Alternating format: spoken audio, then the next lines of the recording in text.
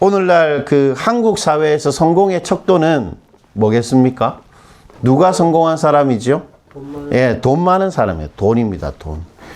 돈 많은 사람을 보면 뭔가 성공한 사람처럼 보입니다. 그것은 인지상정이죠, 인지상정.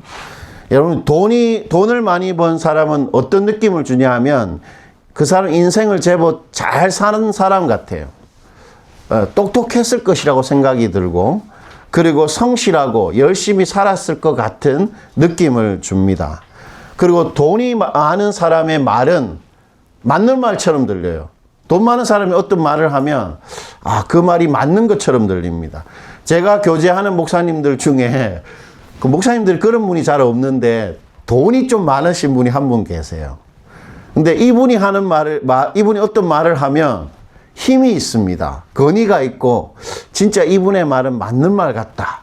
이런 생각이 드는 거죠. 여러분, 돈이 있으면 힘이 있어 보입니다. 그리고 그 사람이 누군가에게 도움이 될 것 같아요. 돈 있는 사람은 나한테 도움을 줄 것 같은 느낌을 줍니다. 그리고 돈이 있으면 여러분 어떻게 됩니까? 아무도 나를 함부로 대하지 않습니다. 무시받지 않죠. 돈이 있으면. 그것은 뭐 어쩔 수 없는 현실이죠. 그런데 여러분, 하나님도 그렇게 생각하실까요, 과연? 하나님은 어떤 사람을 성공한 사람이다 그렇게 말하실까요? 거룩한. 맞습니다. 창세기 39장 2절을 보면 하나님이 누가 성공한 사람인지 이렇게 밝히시는데 우리 이거 한번 읽어보죠. 여호와께서 요셉과 함께 하심으로 그가 형통한 자가 되어 그의 주인 애굽의 사람의 집에 있으니, 요셉이 형통한 자가 되었다고 말하는데 이 형통한 자가 바로 성공한 사람이라는 뜻입니다. 요셉이 성공한 사람이 되었다는 거예요. 성경은 요셉을 보고 성공했다 그렇게 말합니다. 왜 그렇게 말합니까? 왜 그렇게 말할까요? 2절 보니까 요셉이 하는 모든 일에 누가 함께 했기 때문에요? 하나님이 함께 하셨기 때문에 요셉을 보고 성공한 사람이다 이렇게 말합니다. 여러분, 즉 요셉이 하나님과 함께 할 수 있는 어떠한 사람이었다는 겁니까? 거룩한 사람이었다는 거예요. 왜 그렇게 말할 수 있을까요? 하나님은 오직 거룩한 사람하고만 함께 하시기 때문입니다. 여러분, 하나님은 오직 거룩한 사람하고만 함께 하십니다.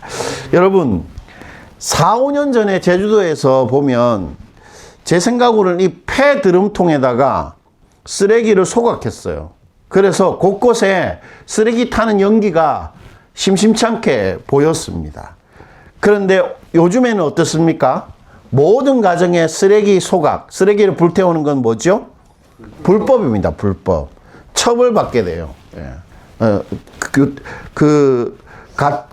돈을 많이 물리게 됩니다. 여러분, 우리가 쓰레기를 태운다. 그건 무슨 말이에요? 그것이 나에게 아무 필요가 없고 없애버려야 될 뭐라는 겁니까? 오물 같은 것이라는 거죠. 그러니까 다 태워버리는 겁니다. 흔적도 없이. 여러분, 우리가 그 거룩에 대한 연속 설교를 계속 듣고 있잖아요. 그 첫째 날 뭘 우리가 들었습니까? 하나님이 우리 인생에 거룩하지 않은 모든 것을 어떻게 하신다 그랬죠? 전부 다 불태우신다 그랬습니다. 하나님은 우리 인생에서 거룩하지 않았던 것, 하나님과 함께 하지 않았던 모든 것을 불태운다고 말씀하셨습니다. 불태운다는 건 뭐예요? 하나님한테 우리 아무 필요도 없고 없애버려야 될 쓰레기 같은 오물이라는 거죠. 때문에 분명한 사실이 있습니다. 하나님은 오직 거룩한 사람하고만 함께 하십니다. 사실 성경이 요셉을 보고 성공했다, 형통한 자라 이래 칭했을 때는 요셉이 어떤 상황이었냐면 친형들에게 팔려서 노예로 사로잡혀 갔을 때 성경이 뭐라고 말하냐면 요셉이 형통한 자가 되었다 이렇게 말합니다. 그리고 또 한 번 형통한 자가 되었다고 말할 때 언제냐면 요셉이 억울한 누명을 쓰고 감옥에 갇혔을 때입니다. 현실로 보면 어떻습니까? 완전히 인생을 실패하고 불행하게 망한 것이에요. 그런데 성경은 요셉을 보고 뭐라고 말합니까? 성공했다. 그렇게 말합니다. 왜 그럴까요? 이유는 딱 한 가지밖에 없습니다. 하나님이 요셉과 함께 하셨기 때문입니다. 다시 말해, 요셉이 하나님 앞에 거룩했기 때문입니다. 그러니까 하나님이 요셉하고 함께 하신 것이죠. 때문에 진짜 성공한 사람은 돈이 많은 사람이 아니고 어떤 사람입니까? 거룩한 사람입니다. 거룩한 사람이 하나님 보실 때 성공한 사람입니다. 거룩한 사람이 하는 모든 일에 참된 성공의 근원이신 하나님이 반드시 함께 하시기 때문이지요. 그러므로 거룩할 때 우리가 형통한 사람이 되는 것입니다. 때문에 우리가 돈을 많이 벌어도 공부를 정말 잘해도 우리가 하는 모든 일이 잘 돼도 만약 그것이 거룩한 것이 아니라면 그것은 하나님 보실 때 성공한 게 아닙니다. 왜냐하면 거룩하지 않은 것은 하나님이 전부 하나님의 그 폐드럼통에다가 다 태워버리시기 때문이지요. 아주 분명한 것이죠. 거룩하지 않은 것은 우리의 인생에 형통한 것이 아닙니다. 그렇다면 여러분, 하나님이 왜 거룩을 그렇게 소중히 여기실까요? 여러분, 하나님이 거룩함을 소중히 여기시는 이유가 뭐죠? 왜 거룩한 것만 이렇게 딱 이렇게 소중히 여기십니까? 그것은 하나님께서 온전히 거룩하신 분이시기 때문입니다. 때문에 하나님은 거룩한 것하고만 함께 있습니다. 그리고 뿐만 아니라 오직 거룩한 것만을 사랑하시고 아끼고 보호하십니다. 내 것처럼 여기시는 것이에요. 거룩한 것만. 하나님은 거룩한 것에 대해 무한한 애정과 애착을 가지시고 내 것으로 소중히 여기시는 것입니다. 그것을 잘 보여주는 관계가 뭡니까, 여러분? 하나님이 거룩한 것을 소중히 여기신다는 걸 잘 보여주는 인간관계. 그것이 바로 결혼관계죠. 결혼관계. 여러분, 미국의 대형교회에서 실제로 있었던 이야기인데 이제 막 초신자가 된 부부에 관련된 이야기입니다.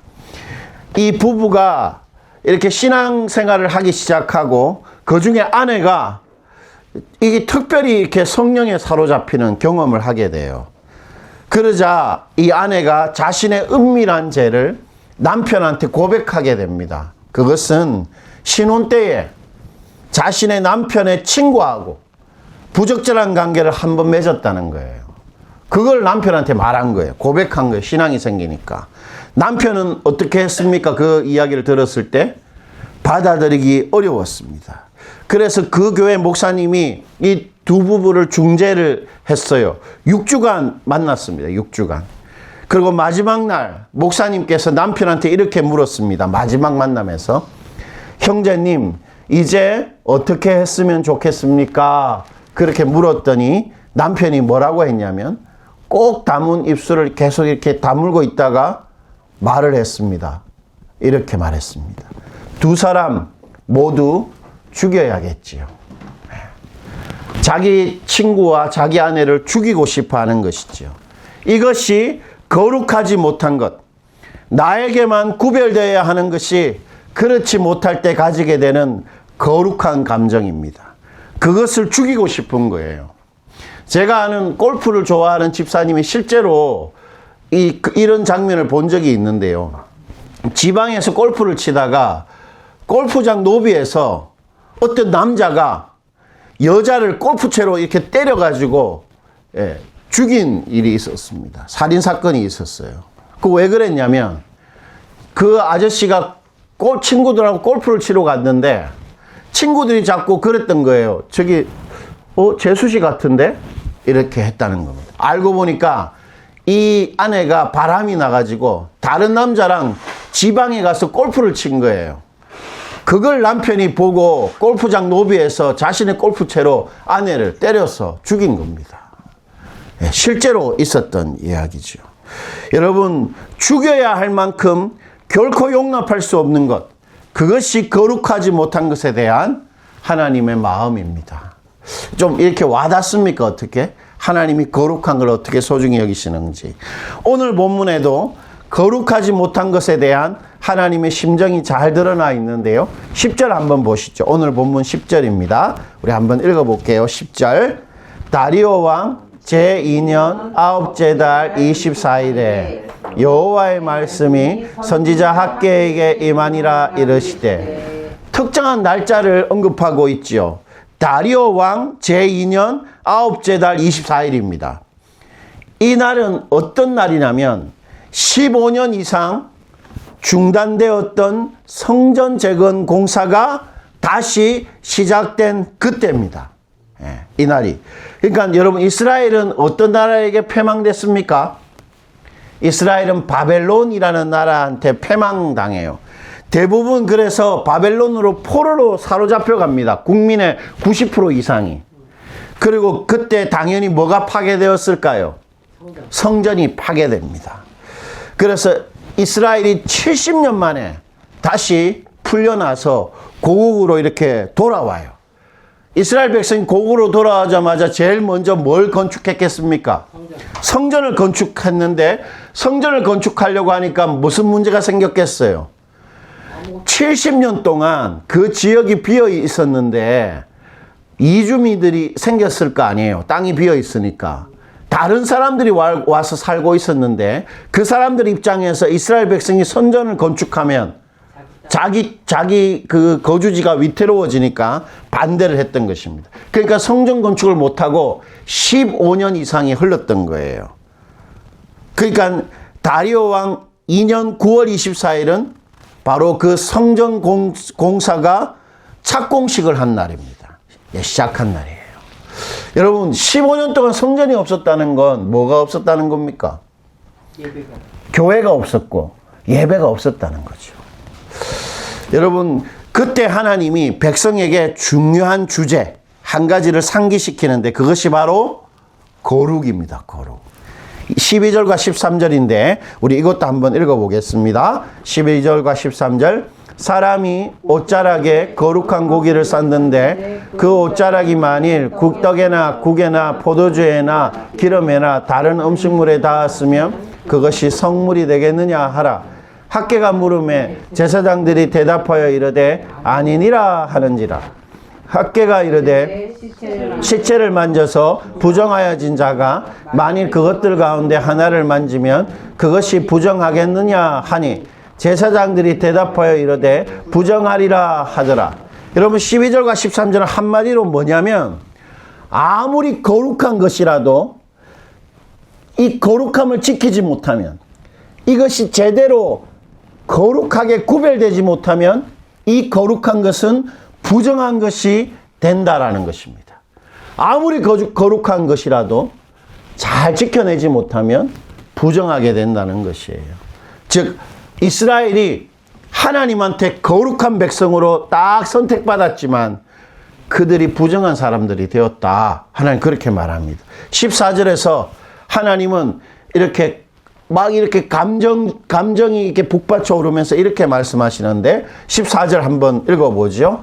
이에 학개가 대답하여 이르되 여호와의 말씀에 내 앞에서 이 백성이 그러하고 이 나라가 그러하고 그들의 손의 모든 일도 그러하고 그들이 거기에서 드리는 것도 부정하니라. 하나님은 딱 단정하십니다. 내 백성 이스라엘이 더럽다, 부정하다, 그렇게 단정하세요. 지금 이스라엘이 어떻다는 것입니까? 하나님께 불태워버려야 될 쓰레기 같은 사람들이다, 이렇게 말합니다. 이스라엘이 부정하다, 무슨 말? 하나님한테 아무 필요가 없다, 태워버려야 될 것이 되었다. 하나님 그렇게 말씀하시는 거죠. 그런데 왜 그렇게 말씀하실까요? 당신의 백성들을 향해서. 도대체 이스라엘 뭘 어떻게 했기 때문에 그렇게 말씀하실까요? 15절에 맞습니다. 15절에 그 이유가 있는데 15절 우리 한번 읽어보죠. 이제 원하건대 너희는 오늘부터 이전 곧 여호와의 전에 돌이 돌 위에 놓이지 아니하였던 데를 기억하라. 하나님 뭐라고 말합니까? 기억해 보라는 것입니다. 성전 공사가 중단되었던 15년간을 한번 회상해 보라는 것이죠. 어떤 세월이었느냐? 한번 너희들 한번 회상해 보라. 그렇게 말합니다. 16절과 17절이 성전이 없었던 15년 동안에 이스라엘 백성의 일상생활 속에 어떤 일이 있었는지를 이렇게 묘사해 주고 있는데, 우리 16절과 17절도 한번 읽어보죠. 그때에는 20고루 곡식 더미에 이른즉 10고루 뿐이었고 포도주 틀에 50고루를 기르러 이른즉 20고루 뿐이었느니라. 만군의 여호와가 말하노라. 내가 너희 손으로 지은 모든 일에 곡식을 마르게 하는 재앙과 깡부기 재앙과 우박으로 쳤으나 너희가 내게로 돌이키지 아니하였느니라. 여러분, 이스라엘이 성전 없이 살았을 때 하나님이 어떻게 했다는 겁니까? 돈을 100만 원 벌려고 했는데, 그래서 음식을 100만 원어치를 팔았는데 나중에 알고 보니까 얼마가 됐다고요? 50만 원 됐다는 겁니다. 내가 열심히 농사를 지었는데 하나님이 우박을 내리시고 비를 안 주셔가지고 열매를 거두지가 못했다는 것이죠. 무슨 말입니까? 이스라엘이 성전 없이 살았을 때 하나님이 그들의 삶을 보호하지도 않고 그들의 삶을 만족스럽게 채우시지도 않았다는 것입니다. 왜요? 성전 없이 사는 이스라엘의 모든 일이 하나님께 다 부정하고 더러웠기 때문입니다. 여러분, 하나님 그렇게 말하시죠. 이 백성이 하는 모든 일이 다 부정하다. 그러니 하나님이 그들이 하는 일에 복을 주시지 않았던 것입니다. 즉, 하나님께서 이스라엘을 부정하고 더러운 자들에게 단정하시는 이유는 뭐가 없었기 때문에요? 성전이 없었기 때문입니다. 성전이 없는 사람이 그가 누구라도 하나님께 부정한 사람입니다. 우린 여기서 거룩함에 대한 또 하나의 개념을 찾을 수 있죠. 뭡니까, 여러분? 거룩하지 않는 사람, 부정한 사람은 어떤 사람입니까? 뭐가 없는 사람이지요? 성전이 없는 사람입니다. 꼭 특정한 죄를 짓는 사람들만 더럽고 부정한 사람들이 아닙니다.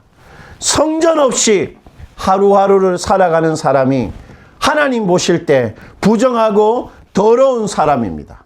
자, 그렇다면 여러분, 중요한 것인데 성전이 없는 게 뭐예요? 뭐가 성전이 없는 겁니까? 그것은 그 사람이 하나님과 친밀한 관계를 맺고 살지 않는 것을 말합니다. 진정한 참된 감격이 있는 예배가 없는 삶을 말하는 것입니다. 성도이면서도 하나님과 마음을 담은 지속적이고 진실된 사랑의 교제가 없는 사람, 예배와 말씀 묵상과 기도를 자신의 삶에 제일 중요한 우선순위로 두지 않는 사람, 하나님을 알아가고 그분의 음성을 듣고 하나님을 경험하기 위해 애를 쓰지 않는 사람, 바로 그런 사람이 하나님과 친밀함이 없는 사람, 성전이 없는 사람인 것입니다. 여러분, 한번 생각해 보십시오. 이스라엘이 15년 동안 성전 없이 지냈잖아요. 그런데 이스라엘은 스스로 어떻게 생각했겠습니까? 나는 하나님의 사람이다. 그러고는 예배 안 드리고 성전 없이 15년 동안이나 그냥 살았던 것입니다. 그러니까 하나님 뭐라 말씀하시죠? 쓰레기 같은 부정한 사람이다. 그렇게 말씀하시는 것입니다. 여러분, 그렇다면 친밀함이 없으면, 성전이 없으면 왜 부정할까요? 왜 부정할까요? 그것은 당연한 것입니다. 결혼을 했는데 이 부부가 같이 안 살아요. 그럼 부부 관계가 맞습니까? 아닌 것과 같은 것입니다. 거룩은 하나님께 구별된 상태죠. 때문에 하나님을 제일 사랑하는 것입니다. 거룩은 애정 어린 하나님에 대한 헌신입니다. 하나님하고 결혼한 것입니다. 그러므로 다른 남자, 다른 여자한테 눈길 안 주고 이제 오직 하나님만 제일 사랑하는 게 거룩입니다. 그런데 그 거룩함, 친밀함이 없다? 그것은 부정한 것이죠. 바람난 거와 마찬가지입니다. 그러므로 하나님이 성전 없는 사람이 거룩하지 못하다. 그렇게 말하시는 것이죠. 그러나 여러분, 우리가 성전을 우리 삶의 중심에 놓고 세우기 시작한다면 하나님이 우리에게 축복하신다. 그렇게 오늘 약속하시는데 19절입니다. 우리 19절 우리 크게 한번 마지막으로 읽어볼게요. 19절입니다. 곡식 종자가 아직도 창고에 있느냐? 포도나무, 무화과나무, 석류나무, 감람나무에 열매가 맺지 못하였느니라. 그러나 오늘부터는 내가 너희에게 복을 주리라. 오늘부터 복 준다고 말합니다. 오늘이 언제입니까? 성전 착공식한 날. 성전을 짓기만 하면 내가 너희에게 복을 줄 것이다. 이렇게 말합니다. 그러므로 여러분, 우리가 다른 건 좀 뒤처지고 좀 불안하고 우리가 하는 일이 잘 안 되고 실패해도 하나님과 친밀함을 다시 회복하면 19절에서 하나님 말씀하시는 오늘부터 내가 복을 줄 것이라는 그 약속이 우리 삶에 임하는 것입니다. 우리가 말씀을 보려고 하고 어떻게든 시간 내어서 하나님께 기도하고 주님과 친밀함을 계속 유지할 때 우리는 거룩해집니다. 그때 우리가 하는 일이 어떤 일이 됩니까? 하나님이 함께 하시는 거룩한 일이 되고 형통한 사람, 성공한 사람이 되는 것이지요. 우리 모두 하나님을 사랑하는 일, 하나님을 경험하는 일, 예배 드리는 것에 최우선순위를 놓고 살아가십시다. 그것이 우리가 하는 일을 거룩하게 만드는 우리의 성결함입니다. 우리가 그렇게 거룩을 추구할 때 하나님이 요셉에게 그리하신 것처럼 우리가 하는 모든 일, 그것이 장사면 장사, 그리고 운전이면 운전, 저같이 목회면 목회, 제 아내같이 아이를 가르치는 일이면 가르치는 일, 모든 일에 하나님이 진짜 함께 하셔서 우리로 하여금 성공한 사람, 형통한 사람이 되게 하실 것입니다. 모두 다 그런 하나님의 축복을 누리시는 여러분 되시기를 축원드립니다.